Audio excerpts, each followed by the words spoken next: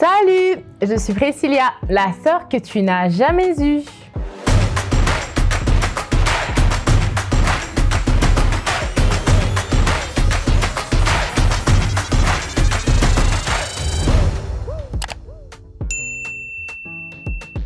Bonjour et bienvenue sur ma chaîne. Aujourd'hui, on se retrouve encore pour une nouvelle vidéo et on va parler d'un sujet très intéressant, mais surtout très délicat dans la société dans laquelle nous vivons aujourd'hui. Mais avant de commencer, n'oublie pas, abonne-toi, active la cloche des notifications pour être tenu au courant lorsque je fais sortir une nouvelle vidéo. C'est parti! Aujourd'hui, nous allons parler de femmes, soyez soumises à vos maris. Avant que vous puissiez vous alerter, avant que vous puissiez vous énerver, avant que vous puissiez vous agiter, je vais vous donner ce conseil. Suivez la vidéo jusqu'à la fin. J'ai bien dit jusqu'à la fin.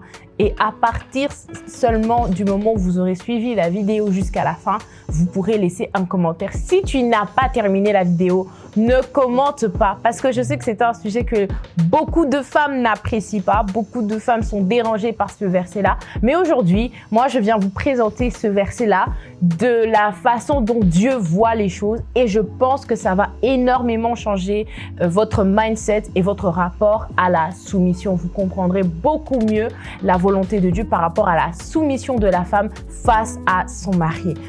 Avant de commencer, je vais d'abord parler de ma propre expérience par rapport à la soumission. Avant, bien sûr, de rencontrer le Seigneur. Donc, à ce moment-là, j'étais bien sûr pas mariée. J'étais contre ce verset.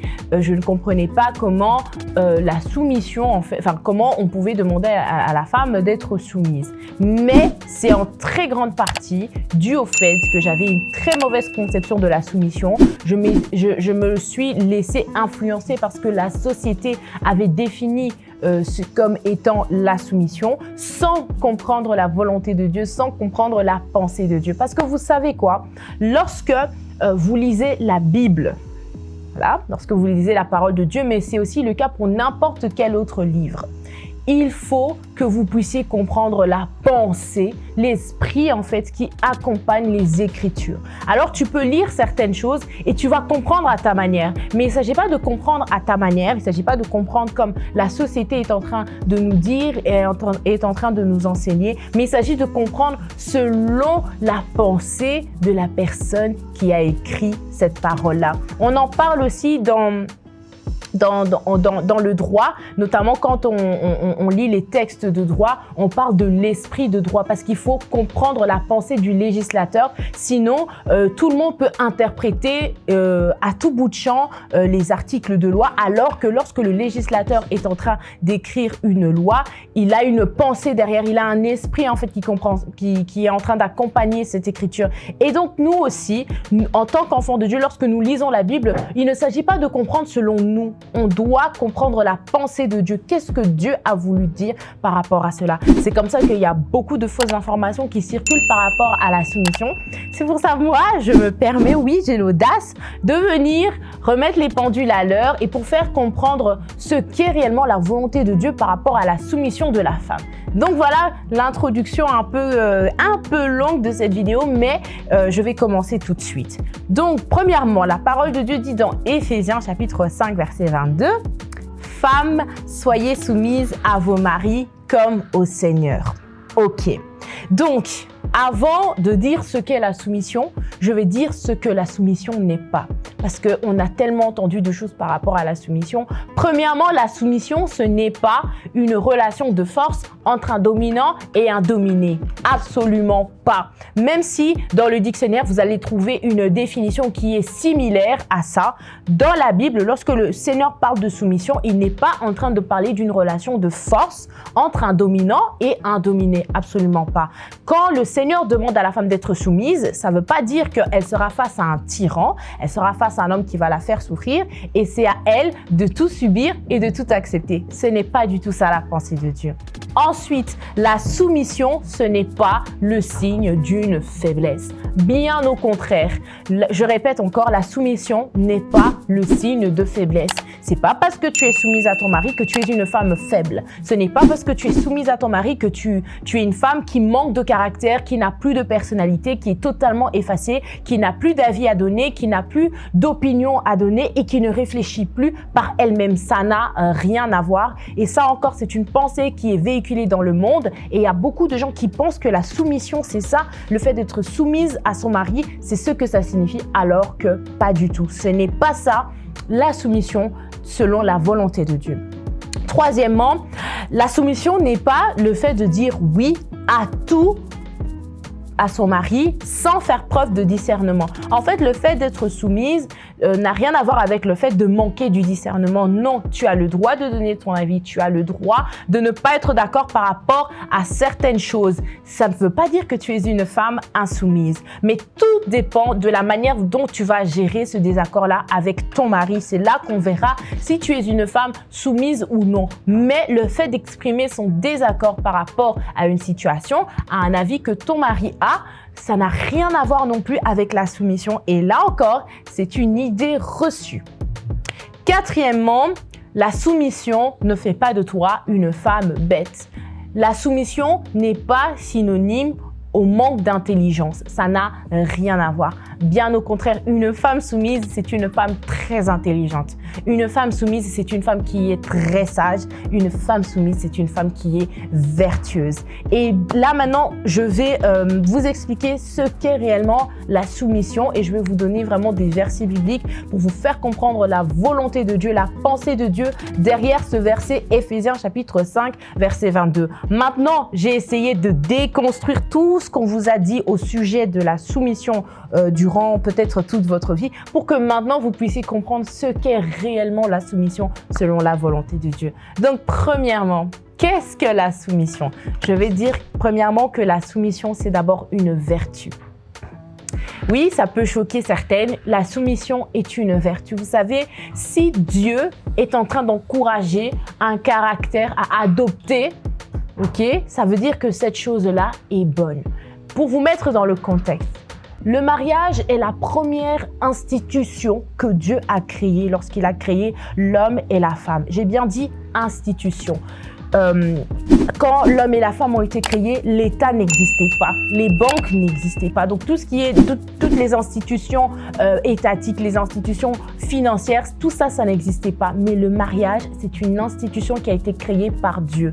Et là encore, je viens déconstruire une pensée, une parole qui est généralement répandue à l'heure actuelle, c'est de dire que les gens se marient parce que la société nous oblige à nous marier, qu'on a une pression sociale qui existe derrière tout ça. Alors premièrement, c'est faux parce que le mariage a été créé par Dieu et c'est Dieu qui met dans le cœur de l'homme et de la femme le désir de se marier. Si on a envie de se marier, on a envie d'avoir un mari, une femme, etc.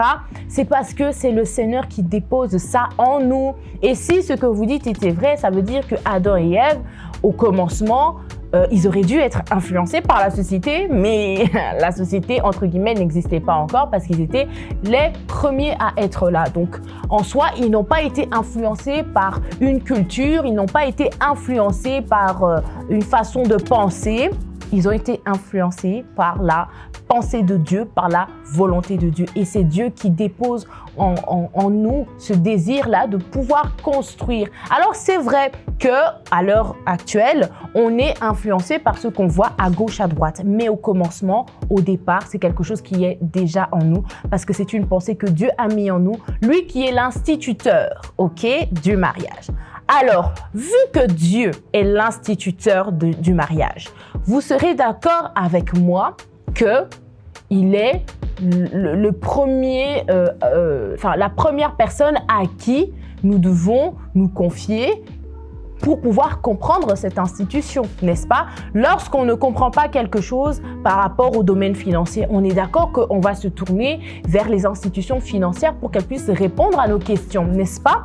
Et c'est la même chose, lorsqu'on ne comprend pas quelque chose par rapport au mariage, allons vers la personne qui a institué le mariage pour qu'il puisse nous expliquer sa pensée, qu'est-ce qu'il avait derrière la tête en fait, lorsqu'il a voulu que l'homme et la femme soient mariés. Pourquoi? Pour quelles raisons? Ce sont des questions pertinentes et importantes aussi que vous pourrez poser à Dieu si ça vous intéresse, parce que vous vous posez peut-être des questions. Pourquoi Dieu veut que la femme soit soumise? Donc, dans chaque institution, vous serez encore une fois d'accord avec moi, il y a un chef, n'est-ce pas?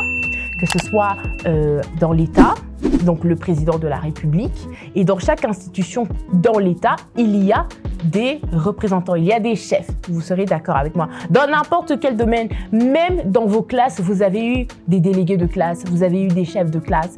Peu importe le groupement dans lequel vous avez été, en fait, vous vous êtes toujours trouvé sous un leadership. Il y avait toujours un chef. Parce que sans ça, on se retrouve dans une anarchie. Tout le monde va vouloir donner son avis, tout le monde voudra conduire les choses à sa guise, à sa manière, et il y aura un désordre total. Mais n'oubliez pas, notre Dieu, c'est un Dieu d'ordre. Alors, il a fallu établir une hiérarchie pour que les choses avancent de la manière la plus correcte. Ne me demandez pas pourquoi Dieu a voulu que ce soit l'homme le chef et pas la femme. Ça, je ne saurais pas vous répondre. Ça fait partie de sa sagesse parfaite. Lui-même, il sait pourquoi il a voulu que ce soit ainsi. Lui-même, il sait pourquoi il a créé d'abord l'homme et puis la femme. En tout cas, ça, ce sont des questions qui lui sont propres et c'est à lui de nous révéler s'il en a envie ou pas. Ça, je ne pourrais pas répondre à cette question du pourquoi il a voulu que ce soit simplement l'homme. Mais ce qu'il en est, en tout cas, c'est que c'est l'homme que Dieu considère comme étant le chef. Et nous devons adhérer à cette pensée-là. C'est l'homme qui est le chef de la femme. Et voilà pourquoi, en tant que chef, c'est à nous de nous soumettre. N'est-ce pas que lorsque, comment dire, vous allez respecter le président de la République, n'est-ce pas? Vous vous soumettez aux lois de la République. Dans plusieurs domaines en fait de la vie, vous vous soumettez aux règles, vous vous soumettez aux lois lorsqu'il s'agit du code de la route, lorsqu'il s'agit de la loi, lorsqu'il s'agit de la Constitution. Sur plusieurs choses de la vie, en fait, vous vous soumettez. Même dans les règles à la maison que vous avez, vous vous soumettez à ces règles-là. Sinon, lorsque vous commencez à déroger à ça, on vous traite de rebelle. Et c'est exactement ce que nous sommes lorsque nous respectons pas les principes de Dieu au sujet du mariage. Et nous, en tant que femmes, on se dit non, c'est pas l'homme le chef, ce sera moi le chef, nanana, nanana. En fait, on devient des femmes rebelles aux yeux de Dieu. Et notre mariage ne peut pas être béni, ok? Donc voilà, ça sont vraiment les fondements, les bases que j'ai décidé de poser. Et j'aimerais aussi lire un verset biblique dans 1 Corinthiens, chapitre 11, verset 3. La parole de Dieu dit « Je veux cependant que vous sachiez que Christ est le chef de tout homme, que l'homme est le chef de la femme et que Dieu est le chef de Christ. » Donc en fait là on voit vraiment une hiérarchie qui a été établie. C'est que c'est d'abord Dieu, ensuite c'est le Christ et puis c'est l'homme et puis c'est la femme. Et la femme est soumise à l'homme est soumise à Christ, Christ est soumis à Dieu. D'accord? Et donc cette hiérarchie est très importante et je suis en train de parler de soumission à chaque fois. Alors ce n'est pas parce que la femme occupe cette place de soumission qu'elle n'est pas importante ou que sa place n'est pas importante. Et là, j'aimerais ouvrir une brèche hyper importante et cruciale en fait dans cette vidéo pour vous faire comprendre à quel point nous, en tant que femmes, on ne peut pas blaguer avec nous. Nous, en tant que femmes, on a un très grand pouvoir que Dieu nous a donné. Ok? Donc, premièrement, si je peux faire une représentation, c'est que la femme, c'est une représentation. Ok? Elle serait comme une puissance. D'accord? La femme, elle représente la puissance, elle représente la force. Elle représente comme une boule de feu, quelque chose qui est capable d'exploser. La femme représente une puissance et l'homme représente l'autorité. Maintenant, moi, je vais vous poser une question. Qu'est-ce qu'une autorité sans puissance? Qu'est-ce qu'une autorité sans pouvoir? Vous vous imaginez un président de la République qui n'a pas son mot à dire sur quoi que ce soit? Où est sa valeur? Où est sa valeur? Un président de la République qui n'a pas de pouvoir à l'Assemblée nationale, qui n'a pas le contrôle sur le ministère intérieur, sur le ministère de la Défense, qui n'a pas de contrôle sur le ministère des Finances, etc. Vous vous imaginez un tel président qui n'a pas la main mise sur des ministères qui sont aussi importants pour le déroulement du pays? Quelle est son importance? Où est son pouvoir? Vous comprenez? Et en fait, la femme, elle représente la puissance de l'homme. Elle représente le pouvoir de l'homme. C'est la femme qui fait en fait que homme est homme. C'est la femme qui fait que l'homme soit le chef. Et ça, je vais vous expliquer avec des versets bibliques. Donc, dans Proverbes, chapitre 12, verset 4, je vais le lire ici. « Une femme vertueuse est la couronne de son mari, mais celle qui fait honte est comme la carie dans ses os. » En fait, c'est la femme qui donne à l'homme sa royauté. En fait, on a souvent fait les choses d'un sens inverse. Mais l'homme est roi parce que la femme fait de lui un roi. Je vais encore vous donner un verset biblique dans Genèse chapitre 2, verset 24. La parole de Dieu dit « L'homme quittera son père et sa mère et s'attachera à sa femme et les deux ne deviendront qu'une seule chair. » Ok? Et je vais encore vous donner un autre verset, c'est dans Éphésiens chapitre 5, verset 23, la parole de Dieu dit « Car le mari est le chef de la femme, comme Christ est le chef de l'Église, qui est son corps et dont il est le sauveur. » Donc, on se retrouve d'abord dans Genèse chapitre 2 où on explique que l'homme va quitter son père et sa mère. Lorsqu'il est chez son père et sa mère, l'homme n'est pas le chef, d'accord? Il est aussi soumis à ses parents. Mais c'est quand il épouse la femme qu'il devient chef. Voilà pourquoi je suis en train de vous dire que c'est la femme qui donne à l'homme son autorité. C'est la femme qui fait asseoir la royauté de l'homme. C'est la femme qui est la couronne de son mari. Lorsque vous vous promenez, le fait d'avoir une couronne, en fait, vous donne une identité. On comprend que, ah oui, lui, c'est le roi. Lui, c'est telle personne. Lui, c'est quelqu'un d'important. C'est comme votre gloire, en fait, que vous êtes en train de porter. C'est votre pouvoir, en fait, que vous êtes en train de montrer. Et c'est ça que représente la femme aux yeux de Dieu pour l'homme. Et vous vous imaginez, avec autant de force, avec autant de pouvoir, avec autant de puissance, si la femme n'était pas canalisée, elle serait une explosion. Vous savez, un feu, lorsqu'il est bien géré, il est utile. Vous pouvez vous réchauffer, il vous éclaire.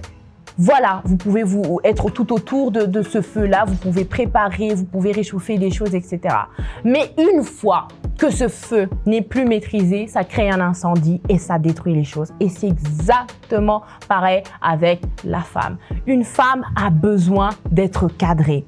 Une femme a besoin d'être tempérée. Et moi, je le vois même dans mon quotidien avec mon mari. Parfois, il peut se passer des choses. Tu vas avoir des réactions très émotionnelles, très ah ouais, mais si c'est comme ça, on arrête tout. Ouais, non, j'arrête, j'abandonne. Et en fait, mon mari, il est généralement celui-là, on va dire là, un peu la voix de la raison. Non, Priscilla, tu vois pas que si tu fais ça, ça va créer une explosion. Tu vois pas que si tu fais ça, même si tu as raison, tu vois pas que si tu fais ça, tu vas détruire une relation. Tu vois pas que si tu fais ça, en fait, c'est cette relation-là qui sera complètement ternie et tu ne sais pas ce que Dieu vous réserve à l'avenir. Il ne faut pas chercher à détruire les relations. Il faut plutôt réagir comme ça. Fais ci, fais ça. Et en fait, la femme, elle a besoin d'être cadrée par rapport à ça. Parce que on va pas se mentir, en nous, les femmes, il y a un petit esprit de rébellion. On est né comme ça, on a ce truc en nous un peu, voilà, on transgresse un peu les choses et tout. Au fond de nous, à moins qu'on soit brisé par le Seigneur, et moi je le reconnais, en tout cas moi je me reconnais dans ça, si j'avais pas Dieu dans ma vie, ouais, j'aurais transgressé pas mal de choses et tout parce que je sais que c'est en nous les femmes, et l'homme représente cette autorité-là qui va nous permettre de nous calmer en fait, de nous calmer même dans nos excès de colère, dans nos émotions, dans notre agitation. Parfois on est stressé pour un rien. Moi je me souviens, ça c'était surtout avant, heureusement aujourd'hui ça a diminué. Je stressais pour un rien, pour un moindre truc, j'étais là en mode et mon mari dit mais attends, tu paniques juste pour ça? Juste pour ça, et vous vous imaginez vivre comme ça toute la vie, tout le temps être paniqué, tout le temps être stressé pour un rien, tout le temps prendre les choses à cœur. On a besoin de cette tempérance-là. On a besoin de quelqu'un pour refroidir les choses. Vous voyez cette puissance si ça comment dire, ça bouillonne trop, c'est trop chaud à un moment donné, voilà, ça va tout faire exploser. Tout va sortir et au final, il n'y a rien. En fait, je peux vous donner l'exemple de l'eau en ébullition. Voilà, de l'eau qui est en train de bouillir et tout. Lorsque vous mettez une marmite dessus, à un moment donné, ça va faire tout exploser. Et en fait, nous, les femmes, on est un peu comme ça. On va faire un peu exploser toutes les choses et au final, l'eau qu'on avait en nous, ça diminue. Et en fait, l'homme nous aide au lieu de partir à une telle ébullition. Ok, l'homme est là justement pour, entre guillemets, réguler la température. Et c'est comme ça qu'on l'a... qu'il est en fait le chef et que on va dire cette position-là le permettra aussi à nous tempérer dans notre façon d'être, dans notre caractère. Donc voilà, c'est pas la fin de la vidéo, restez encore là, ne commentez pas encore. J'ai bien dit attendez la fin de la vidéo avant de pouvoir réagir, ne commentez pas encore. Deuxième chose, c'est que la soumission, c'est le respect profond vis-à-vis de son mari. C'est ça. C'est un respect profond que tu as vis-à-vis de ton mari. Tu respectes. Quand il y a des choses qu'il n'aime pas, tu ne vas pas le faire. Okay? Lorsque ton mari parle, par exemple, tu ne vas pas te mettre à parler en même temps que lui. Non, tu attends qu'il termine de parler et puis après, tu parles. Lorsque vous êtes en train de faire un échange, vous êtes en train de vous disputer, etc. Ne cherche pas à monter, à monter toujours d'un cran, à faire au-dessus parce que vaut mieux pas. Il vaut mieux pas. Il vaut mieux pas parce que vous allez détruire votre mariage, vous allez détruire votre relation avec votre mari. Et puis, j'ai envie de te dire aussi, c'est que la soumission, c'est ta force. C'est ta force. Vous savez, à plusieurs reprises, le Seigneur m'a montré que j'avais beaucoup à gagner dans la soumission.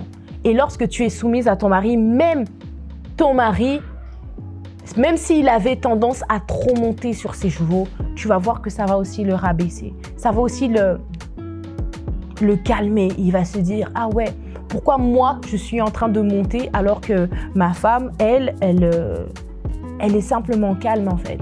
Elle se rabaisse et vraiment les paroles douces, ça calme la colère. Vraiment, ça temporise les choses là où les choses auraient pu dégénérer. Le calme que tu pourrais avoir, le silence que tu pourrais avoir dans la situation peut sauver beaucoup de choses dans ton mariage.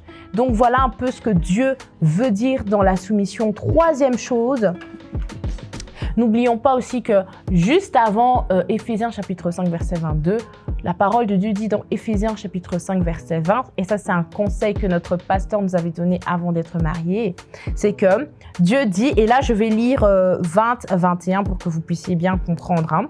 Rendez continuellement grâce pour toutes choses à Dieu le Père, au nom de notre Seigneur Jésus-Christ, vous soumettant les uns aux autres dans la crainte de Christ. Vous savez, on est mari et femme, oui, mais nous sommes tous enfants de Dieu. En tout cas, si vous tous les deux, vous avez donné vos vies à Jésus, vous êtes des enfants de Dieu. Vous êtes des frères en Christ, en Jésus.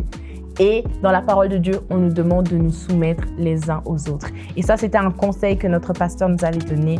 Il disait à mon mari, c'est pas parce que toi, tu es le chef que tu dois penser que tu es au-dessus de tout le monde, que tu es au-dessus de ta femme, que tu dois la maltraiter, que tu dois mal lui parler, mal lui répondre. C'est pas ça, ça n'a rien à voir. Et d'ailleurs, la Bible dit que nous devons nous soumettre les uns aux autres. Donc, il y aura des fois aussi, tu pourras et tu devras te soumettre aussi à ta femme par rapport à certaines situations, par rapport à certaines circonstances. Ce sont des choses aussi que tu auras à faire. Et franchement, c'est quelque chose sur lequel on ne met pas forcément l'attention. Et je vous avoue que même moi, avant qu'il puisse nous en parler, sans mentir, je connaissais même pas ce verset qui était juste au-dessus en fait. Et c'est quelque chose qu'on oublie alors que l'ordre dans lequel les versets sont donnés, l'ordre dans lequel le message est donné, c'est jamais un hasard. Dans la parole de Dieu, ce n'est jamais un hasard. Donc on nous demande d'abord de nous soumettre les uns aux autres et puis on rétablit l'ordre dans le cadre du mariage que c'est l'homme qui est le chef et par rapport à sa position, la femme doit lui être soumise. Mais ça n'exclut pas le conseil précédent qui est donné dans Éphésiens chapitre 5, verset 20. Et dernier point, et ça je pense que c'est une très belle manière de conclure cette vidéo, c'est que dans le mariage, on est une équipe, ok? Et dans une équipe, il n'y a pas de position moins forte, moins faible. Demandez à n'importe quel joueur de football, demandez-lui quel est le poste le plus important dans l'équipe et jamais il vous dira oui, c'est le poste d'attaquant, oui, c'est le poste de défenseur, oui, c'est le milieu. Jamais il vous dira ça. Il vous dira toujours chaque poste est important. Et c'est la même chose dans le mariage. Chaque poste est important parce qu'on a besoin des personnes pour marquer. Et on a aussi besoin des personnes pour éviter d'encaisser des buts. Et on a besoin aussi de personnes pour arrêter la balle avant que le ballon ne puisse entrer dans notre camp. Et chaque rôle que la femme joue, chaque rôle que l'homme joue est très important pour maintenir l'équilibre du foyer. Et même dans toutes ces règles que le Seigneur nous a inculquées, c'est tout simplement pour avoir un bel équilibre sur base des caractères intrinsèques que nous avons en tant qu'hommes et femmes, parce que l'homme et la femme ne sont pas pareil, nous sommes différents, nous avons des caractères qui sont intrinsèques, des choses qui sont en nous, indépendamment de notre culture, indépendamment de comment nous avons grandi, de notre environnement, etc. Il y a des choses qui sont propres aux femmes, il y a aussi des choses qui sont propres aux hommes, qu'on soit d'accord ou pas. C'est ainsi que la nature a fait les choses, c'est ainsi que nous avons été créés, c'est ainsi notre nature en fait. Donc il n'y a pas à s'énerver, il n'y a pas à contredire pour rien, c'est une réalité que nous devons accepter. Et nous devons accepter que nous sommes différents et que nous devons apprendre à vivre ensemble, à cohabiter ensemble pour pouvoir gagner, mener chaque bataille ensemble en étant unis. Voilà, c'est la fin de cette vidéo. J'espère qu'elle vous aura, entre guillemets, lavé le cerveau par rapport à tout ce que vous avez pu entendre dans le passé, dans la société. Sachez que j'ai pu partager quelques versets, ok? Je ne dirais pas non plus que j'ai passé en revue tout le sujet de la soumission en long et en large, c'est complètement faux. Ce n'est qu'un petit extrait que j'ai pu tirer des enseignements que j'ai reçus, de mes méditations de la parole de Dieu et de comment le Saint-Esprit m'a fait comprendre en fait sa volonté par rapport à la soumission, et que j'ai compris en fait que Dieu veut que je sois une femme respectueuse vis-à-vis de mon mari, que je puisse l'écouter, que je ne sois pas quelqu'un qui fasse les choses à sa guise. Par exemple, je vais vous donner des exemples concrets. Ton mari n'a pas envie que tu sortes avec une amie, d'accord? Toi, en tant que femme soumise, tu vas pas simplement dire « ouais, je fais ce que je veux, nanana, je suis libre, tout et tout. » Non.